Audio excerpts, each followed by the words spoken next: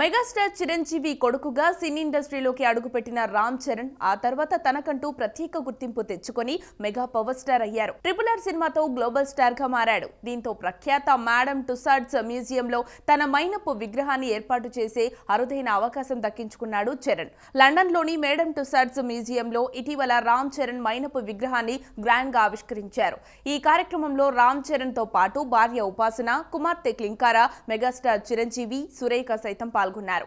చరణ్ మైనపు విగ్రహంతో ఫ్యామిలీ అంతా ఫోటోలకు ఫోజులు ఇచ్చారు. రామ్ చరణ్ మైనపు విగ్రహంతో మెగా ఫ్యామిలీ తీసుకున్న ఫోటో సోషల్ మీడియాలో వైరల్ అవుతోంది. మైనపు విగ్రహం లాంచింగ్ సమయంలో చరణ్ తన మైనపు విగ్రహం పక్కన కూర్చొని ఫోటోలకి ఫోజులు ఇచ్చాడు. అదే సమయంలో చరణ్ కూతురు క్లింకారా స్టేజ్ ఎక్కేసింది. అక్కడ చెర్రీతో పాటు మైనపు విగ్రహం ఉన్నాయి.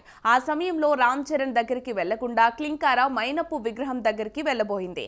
ఆ సమయంలో చరణ్ క్లింకారాని పక్కకి లాగాడు. అయితే క్లింకారా ఎవరు తన తండ్రి అనేది తెలుసుకోలేక కన్ఫ్యూజ్ అయింది. ప్రస్తుతం ఈ వీడియోపై నెటిజన్స్ క్రేజీ కమెంట్స్ చేస్తున్నారు.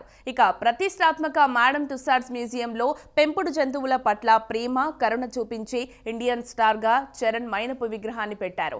రామ్ చరణ్ తన పెంపుడు కుక్క రైమ్ పై ఉన్న ప్రేమను అందరికీ తెలిసేలా చేసేందుకు తన విగ్రహంతో పాటు రైమ్ మైనపు విగ్రహాన్ని కూడా ఏర్పాటు చేయాలని ఎంతో పట్టుబట్టడం వల్లే ఇది సాధ్యమైంది.